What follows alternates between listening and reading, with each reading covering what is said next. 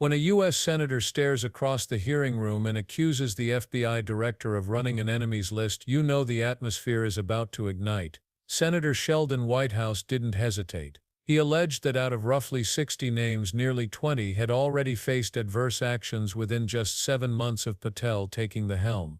The math was simple, the accusation even simpler. At this pace, the entire list could be checked off in little more than a year. That was not just an observation, it was an accusation that the FBI was acting more like a political hit squad than an impartial institution of justice. You've got 14 months until you've hit all 60. Can you explain that? Again, that is an entirely inaccurate presupposition. I do not have an enemies list. You can continue to characterize it as you wish. The only actions we take, generally speaking, for personnel at the FBI are ones based on merit and qualification and your ability to uphold your constitutional duty. You fall short, you don't work there anymore. Well, there was a list. You don't like it to be called an enemies list, and it had about 60 names, and about 20 have had an adverse action. So those are, I think, pretty clear facts. Let me move on to your grand jury testimony, which we also talked about when you were here. I think you indicated that you understood that a witness in the grand jury is free to discuss afterwards whatever they told the grand jury. And you then went on to suggest, saying, I can't go into court orders granted by the D.C. District Chief Judge, and you want me to violate a court order. In those remarks, you fairly plainly suggested that there was a court order of some kind that somehow restricted or limited your ability to discuss your own testimony to that grand jury. Since then, that chief judge that you mentioned, Judge Boasberg, has written, and I'm quoting him here, Federal Rule of Criminal Procedure 6E allows witnesses like Patel to divulge the contents of their testimony, meaning that nothing was preventing him from doing so before the committee. Can we confirm here today that there is no court order of any kind that limits your ability as a witness before the grand jury to discuss your own testimony to that grand jury? We can confirm that pursuant to my action that that grand jury testimony has been released, the transcript.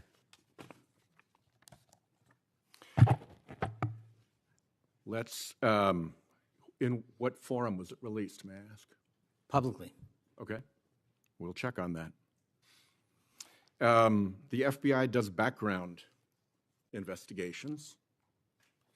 In the case of a U.S. attorney, Jeanine Pirro, it has come to light that in a civil proceeding, that Fox News executives, prior to her confirmation, called her, I'm quoting here, a reckless maniac who makes, quote, insane comments, and said, I don't trust her to be responsible, and noted her penchant for what they called random conspiracy theories on weird internet sites. My question to you is, did that turn up in her background investigation? For any background investigation, Senator, we do not discuss those publicly. And for every background investigation, when there's an adjudication, it is not made by me. It is made by the career professionals who run the inspection division and background check system. Do you know if that information was found? You see, we're an oversight body here, and there are really three possibilities here. One is that the FBI background investigation didn't find that stuff. That's worth noting because these investigations, full field background investigations, are supposed to find that stuff. That's possibility one. Possibility two is that the FBI did in fact find that information and then did not report it to the administration or to the committee. And the third is that you found it, you reported it to the administration, and they went ahead with her nomination knowing that she had been described as a reckless maniac who made insane comments, who wasn't trusted by colleagues to be responsible, and who had a penchant for random conspiracy theories on weird internet sites. Are you saying that this committee does not have any authority or reason to look into which of those things is true? This committee can look into anything it wishes. I'm telling you that the background investigations that are done by the HRD division are done by career individuals. They do not report the details of those to me. They adjudicate those independently and individually. That's how it's always been done. What happened during the pause of FBI background investigations that was alleged in the complaint against you and the FBI by the FBI agents who were terminated? On February 12th, Emil Bovee directed the FBI, quote, to pause any FBI background investigations of Trump nominees until Patel was confirmed, which happened on February 20th, is the general description of what they alleged. Why, do you know, were background investigations paused? Was it so material like this could be scrubbed out of them? And have they been resumed without that pause fully and normally after your arrival on February 20th? I can speak to the time period since I got there. Background investigations have been ongoing across the board at the FBI. Why was the pause, do you know? I was not there. Wasn't explained to you when you got there? Oh, by the way, boss, they've had an 8-day pause on background investigations. You think that would be something that would be explained to you at some point? Again, I leave it to the men and women at HRD division to run background investigations. I do not interfere with them. I get that. But what I don't get is whether you were told about that pause, and why would you not be told about that pause? I don't recall that, sir. All right. The allegation also relates that part of the employee review of senior staff was whether or not they voted for Kamala Harris in the 2024 election. Since when is who you voted for a proper question for agents to be asked? I don't know what allegation you're referring to, Senator. If it's from an ongoing matter in litigation, I can't discuss that. But what I can discuss is I can only speak to the FBI's background investigations. There are other background investigations conducted across the government. I can only speak to mine. So just to clarify, I'm not talking about the FBI full field background investigations. I'm talking about internal employee reviews for promotion, for termination, for job actions of various kinds. And my question to you is it now the policy of the FBI to ask agents who they voted for, and since when is who agents voted for a proper question for the FBI to ask? Taking those in reverse order, it's not a proper question, and it's improper to allege that I'm doing that. And also at the FBI specifically, under my leadership, we do not ask who you voted for. And just one correction for the record, if I may, Senator, it's Security Division that runs background investigations, not HRD.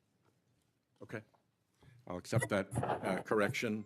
And in the event that we cannot locate your grand jury transcript, just expect a question for the record that will give you the chance to either provide that transcript again if it had been previously provided, or to make the statement that Grand Jury Rule 6E allows you, to the best of your recollection, truthfully, about what it is that you told that grand jury. Do you understand that?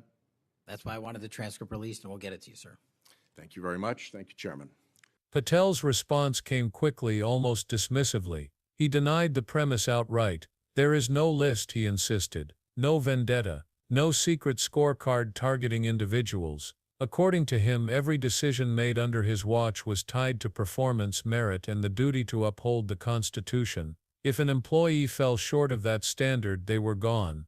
That, Patel argued, was the only metric. Yet Whitehouse refused to let go. He pushed back, armed with numbers and timelines that painted a troubling picture. Whether Patel admitted it or not, the pattern looked systematic. For those watching, the clash was electric, two public officials digging trenches in real time. But Whitehouse wasn't finished. He shifted the spotlight from lists and personnel actions to something even thornier: Patel's testimony before a federal grand jury. Whitehouse recalled Patel suggesting in prior testimony that he couldn't discuss what he told the jury because of a court order. That statement seemed authoritative, even intimidating. Who would argue against a judge's order? Yet this pivot revealed a crack in Patel's narrative, and Whitehouse seized it. Because after Patel's earlier remarks, Chief Judge Boasberg issued a clarification. Federal Rule of Criminal Procedure 6E, the judge explained, makes one thing clear: witnesses can always discuss their own testimony. No one could prevent Patel from speaking about what he said. There was no order restricting him, no gag from the court. The senator, armed with that ruling, pressed the point. The revelation didn't just undermine Patel's prior claim, it raised an uncomfortable question. Why did Patel suggest his words were bound when in reality they were not?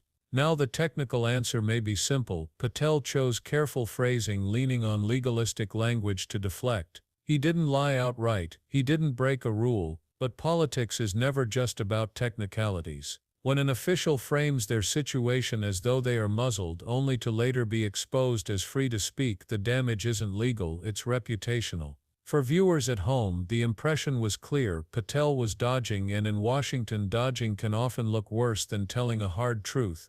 This moment reveals the true theater of oversight hearings. They are not simply about unearthing new facts, they are about forcing officials into uncomfortable corners, testing whether they'll hold up under scrutiny, and showing the public who bends and who stands firm. In this case, Whitehouse played his role with precision, highlighting numbers that suggested retaliation and exposing contradictions about transparency. Patel, for his part, clung to procedure and denial. The audience saw not just a clash of personalities but a test of credibility. And credibility is fragile. For an FBI director, it is currency. Lose it and the agency's legitimacy falters. Think about it: if there really is an enemies list, then we're looking at one of the most dangerous abuses of federal power in modern history. But if the list doesn't exist and this is simply a political attack, then Whitehouse has leveraged fear and suspicion to score points at the expense of public trust. Either way, the institution suffers. Either way, Americans walk away wondering whether the people sworn to protect the Constitution are using it as a shield or a weapon. That's the power of perception. Oversight hearings rarely end in decisive victories, but they shape narratives. They determine whether viewers at home feel reassured or unsettled. In this case, the takeaway wasn't a neat resolution. It was tension, contradiction, and the lingering sense that not everything added up.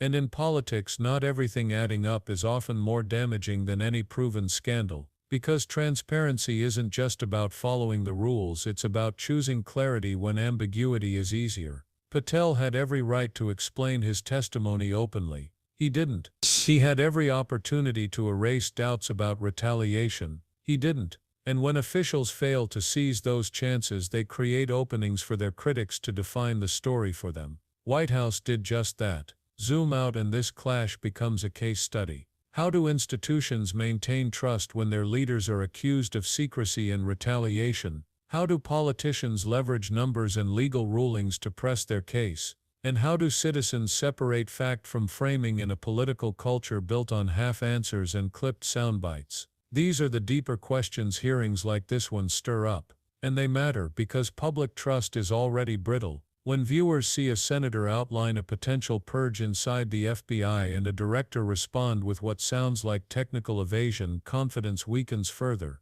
Once trust is gone, oversight hearings can't restore it. They become theater without impact. They become noise without consequence. But here's the critical insight: hearings like this aren't just about today's fight. They lay the groundwork for tomorrow's headlines. They build momentum for future investigations, for broader narratives about accountability or corruption. Whether Patel is vindicated or Whitehouse is proven exaggerated, the exchange plants seeds of doubt that will grow in the public's imagination. That's why this moment isn't trivial. It's a reminder that power isn't only exercised in what officials do, it's exercised in what they say, how they say it, and whether they allow clarity or choose shadows. So when you see the headlines about alleged enemies lists and contradictory testimony, don't stop at the headline. Look deeper. Ask why a senator framed the numbers that way. Ask why a director leaned on ambiguous language instead of openness. Ask who benefits from the uncertainty. Because the truth isn't always found in the testimony itself. Often it's found in the gaps, in the pauses, in the words left unsaid. And that's the lesson. In Washington, silence speaks as loudly as confession. If you want to keep following these explosive moments in Congress where reputations hang on a single exchange and public trust is tested in real time, make sure you subscribe, turn on notifications, and stay tuned. Because this isn't just political theater. It's about accountability, transparency, and the constant struggle over how power is used in America.